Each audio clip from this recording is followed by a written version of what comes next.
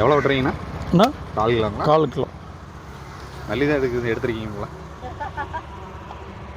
ஏன் அவர் சாப்பிட மாட்டாரா? நீங்கள் அவ்வளோதான் மட்டனையும் மறந்துட்டீங்க.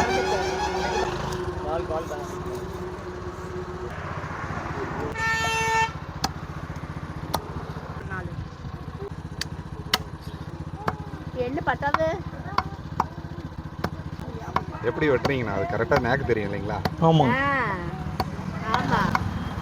கஸ்டமர் எப்படி கேட்குறாங்களோ அதுபடி வெட்டி கொடுத்துருவீங்களா? ஆமாண்ணா. ஆமாம் ஆமாம்.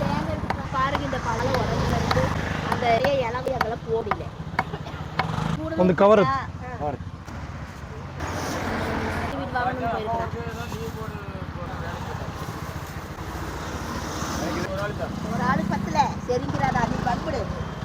நான் இருக்கிறதுலே பெஸ்ட்டு வந்து ஃபஸ்ட்டு கிளாஸ் தலைக்கறி. இருக்கிறதுலே நெஞ்சு கறி ரொம்ப நல்லது. சின்ன வயசுலேருந்து கோச்சிங் கொடுத்துருக்காங்க. எல்லாமே நிறைய பேர் நம்ம கடையில் வந்து வாங்கிட்டு போவாங்க. அதை வந்து பருப்பு இருக்கு இல்லைங்களா, நம்ம வடைக்கு போடுவோம்ல, அந்த வடைப்பருப்பு மாதிரி ஆட்டி அந்த பருப்பு கூட மிக்ஸ் பண்ணி ஆட்டாங்கல்ல ஆட்டி அதை வடையாக சுட்டு குழந்தைகளுக்கு தருவாங்க. நல்லா இருக்குது அப்படின்னு சொல்லிட்டு குழந்தைங்க விரும்பி சாப்பிடுவாங்க. வியாபாரத்தில் அனுபவம் இருக்கணும். ஒன்று கரெக்டான ரெஸ்பான்ஸ் கொடுத்து அவங்க என்ன எதிர்பார்க்குறாங்க, முட்டிக்கிட்ட நிற்கிறாங்க பார்த்தீங்களா, அவங்க வெட்டி தர்றவங்க பொறுமை நிறைய கடைப்பிடிக்கணும். வெளியே வரத்து வந்து இப்போ கம்மியாயிருச்சு. அந்த ஊர்லேயே பார்த்தீங்கன்னா 20 மேப்பு மீன்ஸ் இப்போ குடல் கேட்குறாங்கன்னா அதில் என்னென்ன ஸ்பேர் பார்ட்ஸ் நீங்கள் வெட்டி கொடுப்பீங்க? குடலுக்குரிய பெருங்குடல், சிறுகுடல், அது போக நுரையீரல். ஆமாம். இந்த பீஸில் இதில் எது எதுன்னு கொஞ்சம் சொல்ல முடியுங்களா?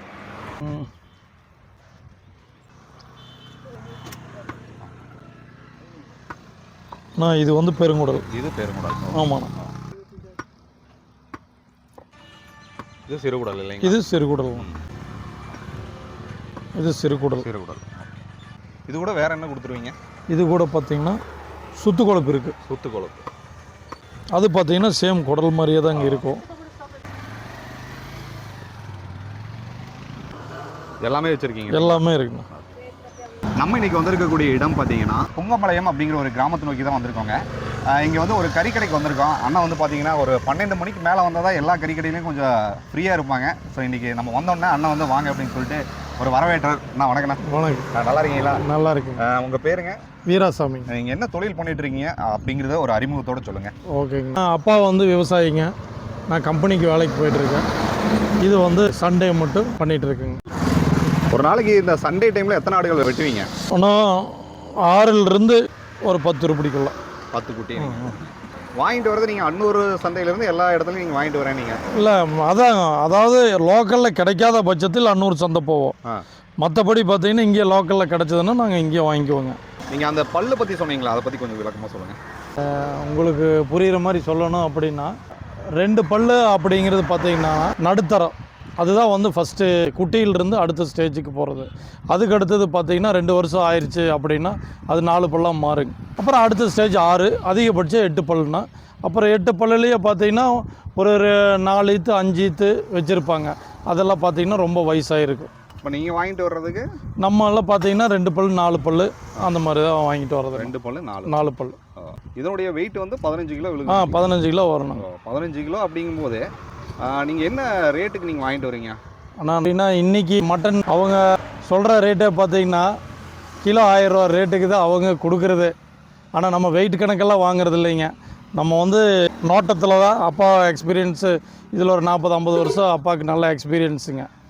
அதனால் பார்த்தீங்கன்னா ஒரு நோட்டத்தில் பார்த்து இது இவ்வளோ வரும் அப்படிங்கிறனால இந்த ரேட்டுக்கு பிடிச்சி. ஒரு 15 கிலோங்கும் போது என்ன ரேட்டுக்கு நீங்கள் கண்டிப்பாக 10,500 வந்துருங்கண்ணா. 10,500 வந்துருங்க. 10,500 அப்படிங்கும்போது இங்கே நம்ம விற்கிறது வந்து ஒரு 800 வரைக்கும். ஆமாங்க, 800 அப்படிங்கிறப்ப நம்மளுக்கு ஒரு 12 ரூபா, 1500லேருந்து ஒரு 2000 ரூபா அதிகபட்சம் நிற்கும்.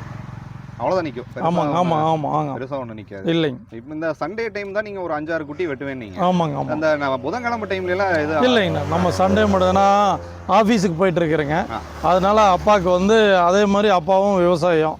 மற்ற நாளில் சண்டே மட்டும் சரி இந்த தொழிலுக்கு அப்படியே வந்தது, அப்படியே அமைஞ்சிருச்சுங்க. ஓகே. நீங்கள் எங்கே பணிக்கு போயிட்டு இருக்கீங்கண்ணா? நான் சாம்ராஜ் கன்ஸ்ட்ரக்ஷன் சொல்லிட்டு காரமடை கிரஷர் டிவிஷனுங்க. ஆஃபீஸ் வந்து கோயம்புத்தூர் இருக்கு. என்ன படிச்சிருக்கீங்கண்ணா நீங்கள்? நான் ஐடிஐ ஹோல்டர்ண்ணா. ஐடிஐ. ஒரு கோழி எண்ணம் போட்டிருப்போம் தம்பி. இது குடல் இல்லைங்களா? இது குடல்ண்ணா. குடல் என்ன ரேட்டு கொடுக்குறீங்க? குடல் கிலோ 600 ரூபாண்ணா. கிலோ 600 ரூபா.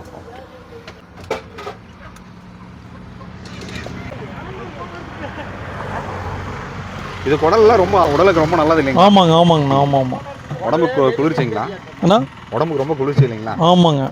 அதாவது என்னென்னா வயிற்றில் இருக்கிற புண்ணுகளை ஆறுறதுக்கு குடல் தான் முதன்மை பிரியாட்டி தருவாங்க. அதுதான் முதன்மை பங்கு வகிக்குது இல்லைங்களா? ஆமாங்க. குடல் கூட வேற என்னென்ன நீங்கள் சேர்த்து கொடுப்பீங்க? அது கூட இன்னும் நுரையீரல்.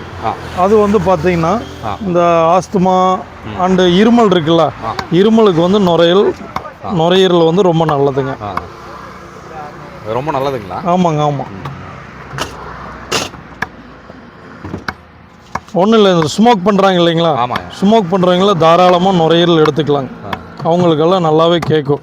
இப்போ நீங்கள் வெட்டுறது வந்து குடல் தான்? குடல், பெருங்குடல். ஆமாங்க. இதனுடைய சுவை மட்டும் கொஞ்சம் நல்லா வேற மாதிரி இருக்குங்களே சாப்பிடும்போது? ஆமாண்ணா, அது செய்கிறத பொறுத்துண்ணா. கிராமத்துலலாம் செஞ்சாங்கன்னா நல்லா இருக்கும். பேக்கந்தையா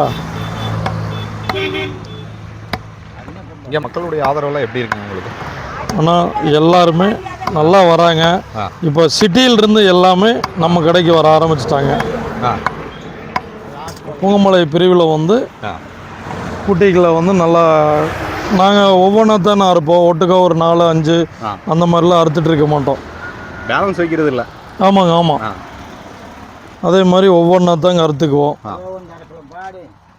இது சிறுகுடல் இல்லைங்க? இது சிறுகுடல். இது கூட பிளட் ஆட் பண்ணி சாப்பிட்டா நல்லா இருக்குங்களா இல்லை அப்படியே வறுவல்? அதாவது இதை தனியாகவும் குழம்பு வச்சுக்கலாம். ரெண்டாவது பார்த்தீங்கன்னா பிளட்டோட வறுவலும் பண்ணிக்கலாம். அது இன்னும் நல்லா இருக்கு இல்லைங்களா? ஆமாங்க.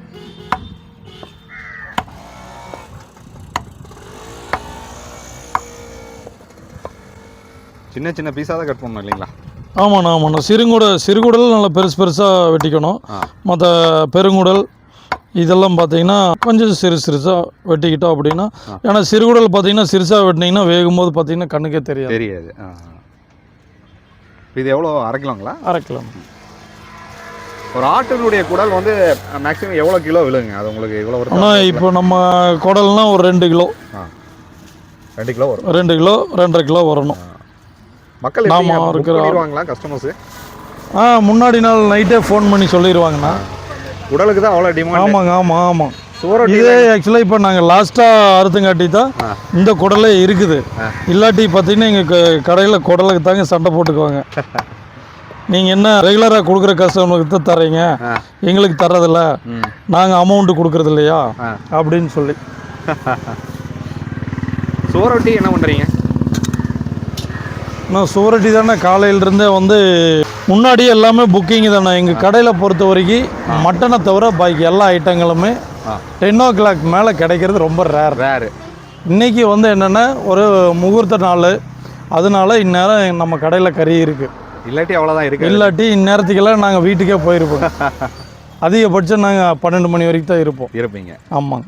இப்போ ஆடில் வந்து நிறைய ஸ்பேர் பார்ட்ஸ் இருக்குது. ஆமாங்க. அந்த ஸ்பேர் பார்ட்ஸில் நீங்கள் வந்து என்னென்ன மாதிரியான சமையல் முறைகளை கையாளுறீங்க? அதில் எந்த சமையல் செஞ்சால் நல்லா சுவையாக இருக்கும்? நான் இருக்கிறதுலே பெஸ்ட்டு வந்து ஃபஸ்ட்டு கிளாஸ் தலைக்கறி. அதை வந்து கரெக்டாக வெட்டினவங்க இப்போ நம்ம கடையில் வெட்டிட்டு போகிறாங்க அப்படின்னா அடுத்த நெக்ஸ்ட் வீக் வந்தாலும் அதே தலைக்கறி தான் கேட்பாங்க. ஏன்னா அந்த மாதிரி தான் நம்ம வெட்டி தர்றது. அதே போல் பார்த்தீங்கன்னா நாங்கள் மட்டன்லாம் அதிகமாக சேர்த்திக்க மாட்டோம். ஒன்று குடல் அல்லது தலை இந்த மாதிரி ஸ்பேர்ஸ் தான் நாங்கள் சேர்த்திக்குவோம். அதே மாதிரி நெஞ்சுக்கறி இருக்கிறதுலே வந்து நெஞ்சுக்கறி ரொம்ப நல்லது. அதுக்கு அடுத்தது பேக் போன். அடுத்தபடியாக தான் பார்த்தீங்கன்னா கழுத்துக்கறி, 6 தொடை பீஸு அந்த மாதிரிலாம் சொல்கிறது. நீங்கள் சமைப்பீங்களா? இருக்குண்ணா, சமைப்பீங்க. அதெல்லாம் சமைப்பேன். ஓகே. அம்மா சின்ன வயசுலேருந்து கோச்சிங் கொடுத்துருக்காங்க, எல்லாமே சமைப்பீங்க. ஓகே. மட்டனில் என்னென்ன சமைச்சிருக்கீங்க? நாங்கள் வந்து பார்த்திங்கன்னா வறுவல், குழம்பு, பிரியாணி இந்த மாதிரி பண்ணியிருக்கோம். ஓகே. இந்த சுக்காலாம் நல்லா இருக்குங்களா? மட்டன் சுக்கா. நாங்கள் இது வரைக்கும் பண்ணினதில்லை, ஆனால் நிறைய பேர் நம்ம கடையில் வந்து வாங்கிட்டு போவாங்க. நான் சுக்காவுக்கு நல்லா சின்ன சின்னதாக வெட்டி கொடுங்க அப்படின்னு சொல்லி. இனி நிறைய பேர் என்ன பண்ணுவாங்கன்னாங்க, கைமாவை வாங்கிட்டு போய் அதை வந்து இந்த பருப்பு இருக்கு இல்லைங்களா, நம்ம வடைக்கு போடுவோம்ல, அந்த வடைப்பருப்பு மாதிரி ஆட்டி அந்த பருப்பு கூட மிக்ஸ் பண்ணி ஆட்டாங்கல்ல ஆட்டி அதை வடையாக சுட்டு குழந்தைகளுக்கு தருவாங்க. அவங்க வந்து அந்த மொறுமொறுப்புக்கு நல்லா இருக்கு அப்படின்னு சொல்லிட்டு குழந்தைங்க விரும்பி சாப்பிடுவாங்க. சரிங்க, இந்த மட்டன் கூடை தொழிலை பற்றி நீங்கள் நிறைய சொன்னீங்க. இந்த தொழில் ஆரம்பிக்கணும்னா நமக்கு வந்து என்ன மாதிரியான அனுபவங்கள் இருக்கணும்? நான் அனுபவம்னா மெயின் வந்து ஆட்டு வியாபாரத்தில் அனுபவம் இருக்கணும் ஒன்று. ரெண்டாவது பார்த்தீங்கன்னா வர்ற கஸ்டமருக்கு கரெக்டான ரெஸ்பான்ஸ் கொடுத்து அவங்க என்ன எதிர்பார்க்குறாங்க அப்படிங்கிறத தான் முட்டிக்கிட்ட நிற்கிறாங்க பார்த்தீங்களா, அவங்க வெட்டி தர்றவங்க. அவங்க பொறுமை நிறைய கடைப்பிடிக்கணும். வர கஸ்டமர் பார்த்தீங்கன்னா ஒருத்தர் அவசரமாக வருவார், ஒருத்தர் நின்று வாங்கிட்டு போவார். அந்த கஸ்டமருக்கு பொறுத்தவரை நம்மளோட இதை பண்ணி கொடுக்கணும். இப்போ இதெல்லாம் இளவட்டத்து ஆடுன்னு சொல்லுவாங்க நம்ம ஏரியாவில் வந்து. அந்த ஞாயிற்றுக்கிழமையில் கிடைக்கக்கூடிய இந்த ஆடுனுடைய விலை வந்து 800-900 ரூபா வரைக்கும் கூட இப்போ வந்துருச்சு. ஆமாங்க. இனி ஃப்யூச்சர்லலாம் பார்த்தீங்க அப்படின்னா ஆட்டுக்கறி கிடைக்கிறதுங்கிறது, ஏன்னா இப்போ வெளிமாநில ஆடுகள் வந்து நிறைய வந்துட்டு இருந்தது. இப்போ பார்த்தீங்கன்னா அதுவே பார்த்தீங்கன்னா அவங்களே ஒரு இடத்துக்கு 10 ஆடு கொடுக்குற இடத்துல 5 ஆடு தான் கொடுத்துட்ருக்குறாங்க. ஏன்னா வெளியே வரத்து வந்து இப்போ கம்மியாயிருச்சு. இதுக்கான காரணம் என்னங்க? எல்லாமே மக்கள் தொகை பெருக்கம், இதுதான் காரணம், வேறு எதுவும் இல்லை. வேறு எதுவுமே இல்லை. ஏன்னா ரெண்டாவது என்னென்னா, முதல் பார்த்தீங்கன்னா இப்போ அரசப்பனூர்னு எங்கள் ஊர் இருக்குங்க. அந்த ஊர்லேயே பார்த்தீங்கன்னா 20 மேப்பு மீன்ஸ் ஒரு மேப்புக்கு வந்து ஒரு 30 ஆடு 40 ஆடு இருக்கும். அந்த மாதிரி ஒரு 12-15 மேப்புக்கு பக்கமாக இருந்தது. இப்போ கிட்டத்தட்ட பார்த்தீங்கன்னா 2 பேர் தான் மேய்ச்சிட்டு இருக்காங்க. என்னன்னா அந்த தொழில் அப்படியே அழிஞ்சிட்டே வந்துட்டு இருக்குது. தொழில் செய்ய ஆள் இல்லை. எல்லாருமே ஒரு வேலை வாய்ப்பு தேடி போறாங்க. ஆமாம், இதுதான் காரணங்கிறீங்க. அதுதாங்க. ஆனால் முன்னோர்கள் வந்து அதை பண்ணிட்டு இருந்தாங்க. இந்த தொழிலில் வந்து உங்களுக்கு ஒரு லாபகரமான தொழிலாக இருக்குங்க? லாபகரங்கிறது இல்லைங்க. இப்போ 4 பேர் இருக்கிறா, அப்பா அம்மா நான் பாரு அவர் இருக்காரு. 4 பேர்த்துக்கு சேலரி அன்னைக்கு கிடைக்கும். பெருசாக இதில் ஒன்று பெரிய லாபமெல்லாம் இதில் எதிர்பார்க்க முடியாதுங்க. பட் இது ஒரு லாபகரமான தொழில் தான். ஆனால் அதில் ஃபுல்லாக இறங்கி வேலை செஞ்சால் வருமானம் இருக்கு. இன்னும் என்ன மேய்ச்சலுக்கு விடுறதுக்கு எங்கேயுமே மழையே இல்லை. அதான் மழை இல்லை வந்து. ஆமாம். அதனால தான் நிறைய பேர் பார்த்தீங்கன்னா பட்டி மாதிரி போட்டு பண்ணை அவங்களே வந்து ஒரு ஏக்கரா 2 ஏக்கரா இருக்குது அப்படின்னா அதுக்கு தகுந்த புல்லுகளை போட்டு அவங்களே சாகுபடி பண்ணிக்கிறாங்க. சரி, யாராவது உங்ககிட்ட கறி வேணும், எங்களுக்கு கறி விருந்தோ எங்களுக்கு வீட்டுகளுக்கு தேவை அப்படின்னா நீங்கள் பண்ணி கண்டிப்பாக பண்ணி தருவாங்கண்ணே. இன்னைக்கு காலையில் எங்கூட ஒருத்தர் வந்தார். வந்தோடனே எங்களுக்கு ஒரு 15 கிலோ வேணுங்க அப்படின்னாரு. அவர் சொன்ன உடனே அப்போவே வெட்டி ரெடி பண்ணி வச்சுங்க. அது போக ஒரு கல்யாண ஃபங்க்ஷனு இந்த மாதிரிலாம் கேட்டாங்க அப்படின்னா நம்ம பண்ணி கொடுத்துட்டு இருக்கிறோங்க. உங்களுடைய கான்டாக்ட் நம்பர் சொல்லிடுங்க. 8220-320-637. நம்மளுடைய லொகேஷன் சொல்லிடுங்க. புங்கம்பாளையம் பிரிவு. ஆமாங்க. ஓகே, ரொம்ப நன்றி. நிறைய தகவல். ஓகே. இன்றைக்கி பார்த்தீங்கன்னா உங்களுக்கு நம்ம சேனலில் ஃபேவரட்டாக நம்மளுக்கு வந்து கறி கடை பற்றி போட்டோம்னா நீங்கள் நிறைய விரும்பி பார்த்துட்டு இருக்கீங்க. ஸோ இன்றைக்கி ஒரு கடையை நோக்கி நான் வந்தோம். அவர் வந்து கறி கடையை பற்றியும் ஸோ இந்த தொழில் எப்படி போயிட்டுருக்கு அப்படிங்கிறத பற்றியும் நம்மகிட்ட விவரமாக பகிர்ந்துக்கிட்டாரு. இந்த தகவல் நிச்சயமாக உங்களுக்கு பிடிச்சிருக்குன்னு நினைக்கிறேங்க. தேவைப்படுறவங்க அவருடைய கான்டாக்ட் நம்பர் ஷோ பண்ணுறேன், நீங்கள் அணுகி நீங்கள் கறியை வாங்கி பயனடைங்க. அடுத்தடுத்த பதிவுகள் வழியாக நான் உங்களை சந்திக்கிறேன். டில் தன் பாய் ஃப்ரம் உங்கள் சிவா. நன்றி, வணக்கம்.